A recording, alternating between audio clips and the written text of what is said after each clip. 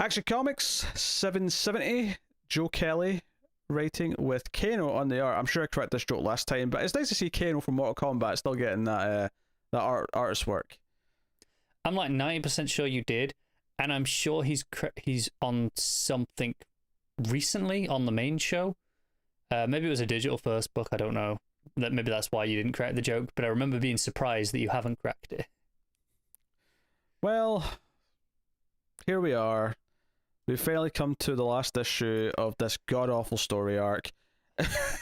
Anytime I ever see this on a list of best stories ever again, it is completely devalued the rest of the list, because this is a common thing to see on those, top 10 stories. Do you know what I think it is? I think it's just a case of there's a limited number of standalone Superman stories that aren't part of a full run. It's just that you can recommend this one graphic novel, for lack of a better term, and have someone read it from start to finish and get a full story. And Superman kind of hurts from the aspect that he has 4 really good origin books. So it feels like when you recommend all the best Superman stories, 4 of them are origins, and it's like, well, that's a bit frustrating, even though they're all worthwhile in their own ways. So that's the odd thing. So I guess it fills out just because it just happens to be another Superman story that they can recommend. I just think at that point, make it a top 9. Yes. Just stop. This should not be on those lists. So, you know how we ended the last issue with the Justice League saying we're going to actually band together because we're inspired by that TV show hell that he was living through, and he never lost his character, and that inspired Wonder Woman and the rest of the League to become themselves. The opening of this book just has them all lying half dead because they've already been beat. It amounted to nothing. I'm shocked. Which would be fine if there was a fight and the whole point of the fight was that they can't win. Fine. But we literally we end on the cliffhanger of hurrah, the cavalry's coming, and it's already over at the start of the book. And one of the worst things about this issue, or this story in general, has been the pages where it's the Joker and the bad guys, and Joker's just monologuing, because that's where the dialogue's at its most wordiest. It's the longest it's taken. And this, by the way, is a double-sized issue. Let me do that. Yeah, that. Look, let's be honest. We had some, we some plumbing issues and tech issues that delayed the recording of this. Before all of that, there was a little bit of a delay where it's just, oh god, this is double length, and neither of us really want to read it. I think this recording got delayed twice. I think this recording got delayed a total of 4 times. 2 of them were plumbing and internet issues. The other 2 were because one of us just couldn't muster the courage to read this issue. And because all the rest of the books, the other 6 books, I read them all a week ago for the original time we were supposed to record this. Yeah. I had to actually skim through them all again today just to refresh my memory on all of them because it had been too long. This issue I read yesterday because every time I got pushed, I was, I don't have to read that Action Comics issue. I could push it off. I was in the unfortunate place where I read the other 6 on one day, a week ago, the day before we were going to record, and it's like, okay, we're recording that tomorrow. So and then it got to an hour before we were going to record, and I forced myself through it. And then for whatever reason, I think you couldn't face it that night. And we're like, we'll do it tomorrow. Mm-hmm. And so I've had this read for a week, and every other book I skimmed because it's like, no, yeah, I want to make sure I know refresh that I'm talking about the beats. Have a proper conversation about it. Yeah. I'm not wasting my time skimming all 40 pages of this shit. It's just this was a chore to get through, and I don't know if it's technically the worst issue of the whole run, but it's definitely close. And even if it's technically not, the fact that it's double the size means that it just kind of is by default anyway because of that. Can we talk about one of the worst elements of this issue? You thought the Justice League kind of just being a nothing thing was frustrating? Mm-hmm. Lois wasn't a ruse after all.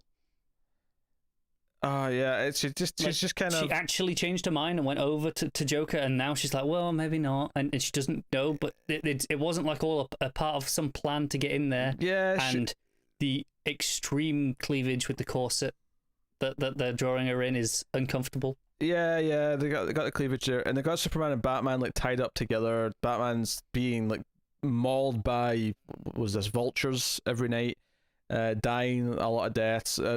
It's Prometheus essentially. Yeah, His mouth is sealed shut, but he's clicking Morse code for Superman to understand. And like Harley becomes a constellation. I don't know. Those Batman pages, like with him being tortured by the vultures, on their own, like just taking on those, they are some great horrific pages. If that was 4 issues ago in this story, like in the middle, I'd be like, sure. Here in the very final issue, I'm like, why are we wasting time on this now? Yeah, Lois goes to see Superman is like, make me believe, make me actually want to believe to help you. And then Joker's upset because he's like, oh, Lois, you're siding with the enemy. I must ruin the universe for this. I'm going to just kill everything. And then Superman flies through his head, because Joker's supersized, by the way. Joker's like 100 foot tall during this scene. It's worth mentioning that. Yeah. Superman flies through his forehead, knowing that Joker will just come back, because he's ruler of the universe. He can do what he wants. But Lois actually gets caught by Superman as she's shot, and then as she's been held in his arms, reverts back to real Lois Lane just to die in his arms. In this, obviously everything's going to get fixed, so it doesn't really mean much. But Joker hits him with a chicken. That's literally the very next panel. I feel like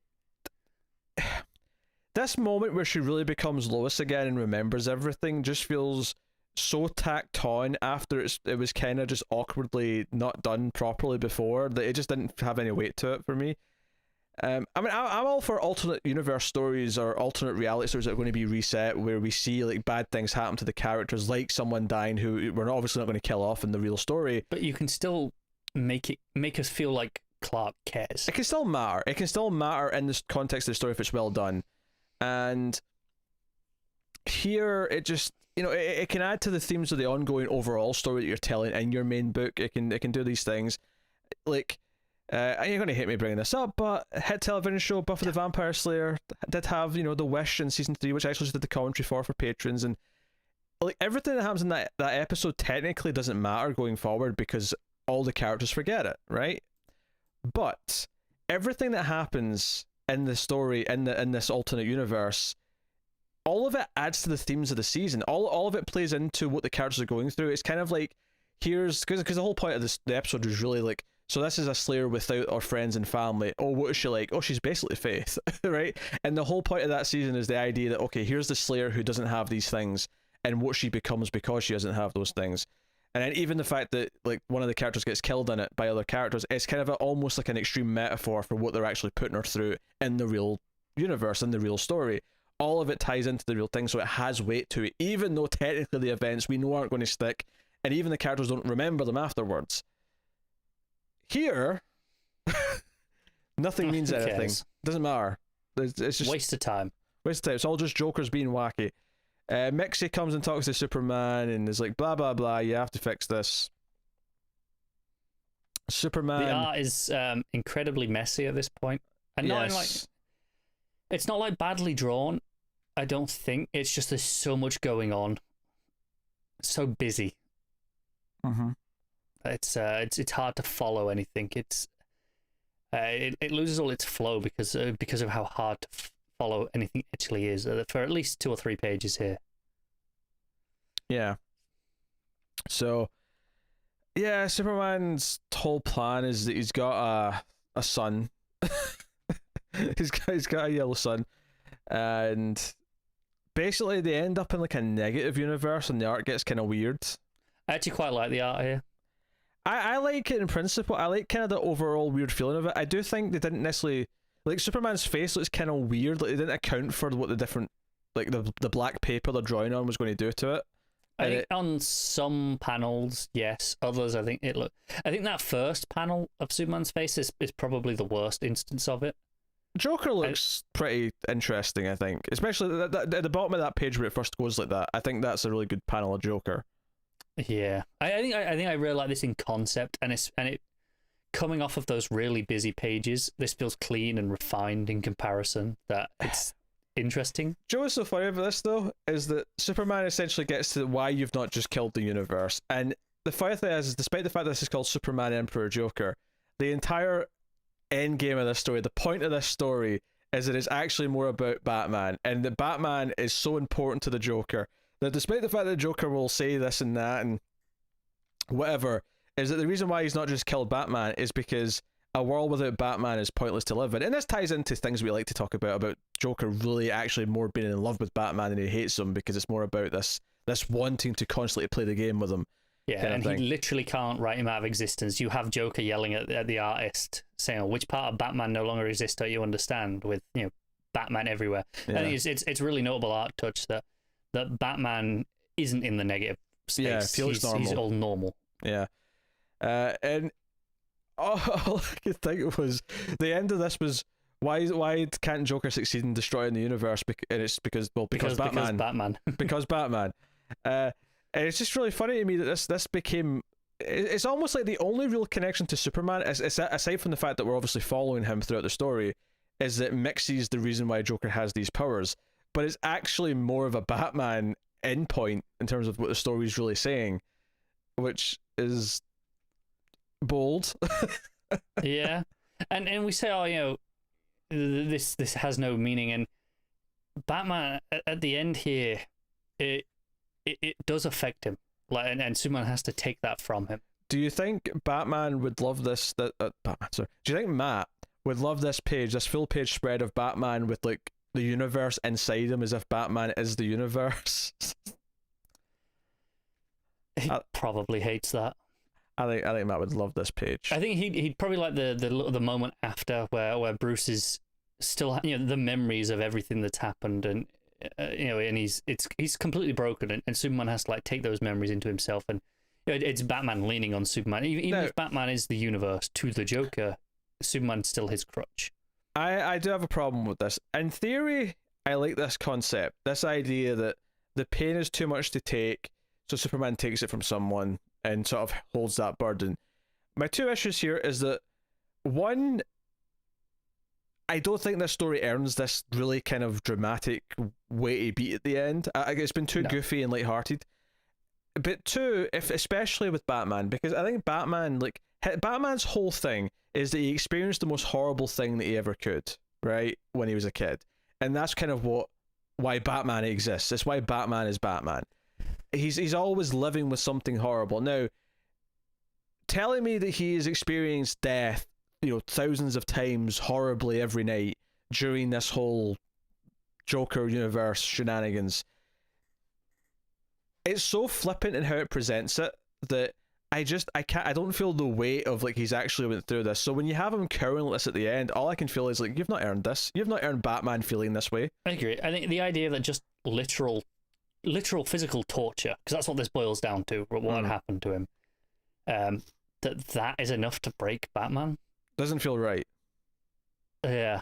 It feels off, just in terms of how Batman's usually written. And I'm not saying that you can't have Batman eventually hit his breaking point. Like, I'm all for stories that explore that. I'm not saying the problem is we come in with him already at that breaking point. So yeah, which is what I'm saying is that it has to earn it. It has to actually show us him going to that point. The story does not earn that because it just kind of A, it's far too lighthearted, and B, it just kind of jumps to the end point. It doesn't actually give us that story. So if you want to give me the story of what breaks Batman and Superman has to take that pain away from him so that he can actually be Batman again, he can still be him, you're going to have to sell me. You're going to have to make it this horrible, essentially torture porn. I mean, I'm joking a little bit, but you're going to have to make it something really dramatic. It's going to have to be this traumatizing thing, like, I don't know, something. But doing it this way just felt kind of cheap. It felt like you're going for this big dramatic way at the end of it. And honestly, it felt kind of weird given that just a couple of years later, we were going to have Identity Crisis, which was all about like taking people's memories, even if it was for a good reason. Like, it's not quite the exact same, but it kind of feels like it's edging into that territory, and Batman was against that. So, and I don't remember that coming up in Identity Crisis that this happened. It's been so long. And for the record, Superman was also against it in that story. Yeah, that's true. It's been so long I don't recall. Maybe it was mentioned. I'm gonna try not to hold that against this book too much because it doesn't know what stories are going to do in the future. That's not its responsibility. It has enough problems of its own. I got enough things to complain about with what this book actually does wrong to worry about how this affects the story in the future. well, my complaint isn't that it affects the story in the future, though. You're taking what I'm saying the wrong way. I'm saying that this characterization of Superman just deciding to do this in the space of about 10 seconds feels untrue to his character, and I'm using the story from later, which holds true to what I expect from him. Okay, I'm with you. That makes sense. My problem here isn't that, I don't know, it doesn't line up with that continuity-wise, or it contradicts that particular story. I guess my problem is that it feels like it contradicts just Superman in general. Yeah, I agree with you. I mean, the idea of him taking the pain, I get, but he doesn't just take the pain, he takes the memories. You know, Bruce wakes up and he's like, oh, that's the best night's sleep I've had. Had some nightmares, but I always have nightmares, so whatever. Yeah. And, you know, we see Lois and Jimmy back at the planet, and this is the other thing, because we started already in the fake world, it's kind of weird that we come back and it's like, you know, it almost feels like we were missing a few scenes at the start before it changed. And I know it's I think weird. we felt that in the very first issue, didn't we? Yeah. Like, that was one of our complaints, that it just threw us in at the deep end, and I know it felt weird. Obviously it's Superman. We know Lois, Jimmy, and Perry. We know the status quo typically because it's just this comic books, but it just, in the context of its own story, it feels weird. Like if this was an episode of a Superman TV show, there'd be probably at least a scene before the opening credits that would, the cliffhanger before the title screen would be, wait, we're in a different world, or Superman wakes up in Arkham or something like that. Like, what's going on? I mean, not necessarily, but probably. It feels weird because that's almost felt like there should have been a scene at the start with like a very similar kind of thing where Lois was working on the same article and was struggling. And honestly, there's that, or maybe I would have done something with Superman and Batman having a scene at the start in the real world to show their relationship, and to show, given that that's the end point of the series, right? You know, the Lois stuff is kind of brushed aside. Don't worry, it has a beat here, but it feels like it's not as important as the Batman stuff in this entire issue. And Batman actually showed up relatively in it. He was in it wasn't until the second half, because it was after the special that he went looking for him. I feel like it was only these last 3 issues that he was in it. Yeah. I'm sure he's in the one after the special. I think the one after the special is the one that maybe ended with the cliffhanger of like Batman's dead, like, you know, when he finds him. It might be, yeah. So like it was relatively late on, and given that the entire end point feels really centered on Batman and Superman as a unit, and how what Batman is to the Joker, it feels kind of weird how. I think if you have that introductory scene of Clark and Bruce doing something together, not even anything important, but just showing their relationship, I think going into the other world then and being like, okay, well, this is Joker, it's obviously a Batman villain, and we're actually going, well, where is Batman? What's going on? You know, maybe a little bit more, and then you can still have him show up quite late and it have impact, maybe. Yeah. So like I say, Bruce is like, I didn't dream at all. I had a good sleep, and Clark's like, yeah, I had dreams. And then it cuts to Joker, and then presumably Arkham, just in a straitjacket, drilling from the mouth and gibbering Emperor Joker over and over again. The idea that this experience might have actually broke him even further than someone like the Joker already is. Yeah. But that is the end of the story, and holy crap, I'm so glad it's over. Thank God. I mean, a lot of the concepts are fine, but the way it was written, the way it was presented, it was probably twice as long as it needed to be for a start. There was entire issues that felt like filler. Even this double finale, like, could have been half the length. I don't know why it was as long as it was. So money. Well, no, I get that. I know. I'm kidding. I'm just being cynical. I know. There's no story reason. It feels pointless. Yeah. So I'm glad it's done. I'm glad that next time we'll be starting on Shazam: The New Beginning, which is a 3 or 4 issue mini. And we actually have the vote up right now for what's going to replace that, because obviously it's so short that we need the next replacement ready. So we don't have the winner yet, because we're recording this a few days before the end of the month, so we'll know by next time what the book that's replacing Shazam will be. But at least, you know, for now, that is Superman Emperor Joker. We've crossed something off the list. Good riddance. I guess we need to rate this final issue. And why is it a 3 out of 10, Connor? It is exactly a 3 out of 10. Good work. We are lining up scarily today. I mean, it's a 3 out of 10 for the last, I don't know, 10 minutes that we just rambled on about how bad this issue is. The art is all over the place. It has moments of really good stuff, don't get me wrong, but overall it's overly busy. Some terrible depictions of Lois, terribly uncomfortable. The writing's atrocious. It's the 1-2 punch. It's a chore to read, and just and just in the terms of it's just annoying to read page to page. That's the first main problem, and the second main problem is the fact that when we get to the end story point, it feels unearned and rushed, and it's going for this big heavy idea that just feels untrue. I just don't buy it. Yeah, and the worst part is we should buy it just on context of how much of these characters we've read elsewhere. We know what their relationship is like, so well. It shouldn't need to have to set up in its own story what it is for it to work for us. Yet the fact that it doesn't is really telling. Imagine putting this on a list of, here's 10 Superman stories that anyone should read, and someone works through them and picks this one first, and they've never really read a lot of comics. They'll never read another comic again in their life. Even the first issue, which we actually did kind of like in the end, like we had some problems, but we were definitely kind of positive on it. Even that on its own, I think if you've never read a comic before, you'd just be so confused. We were confused, and we've read thousands of comic books. So we have done literally hundreds of episodes of content on just DC Comics, and we were still like, what's going on here?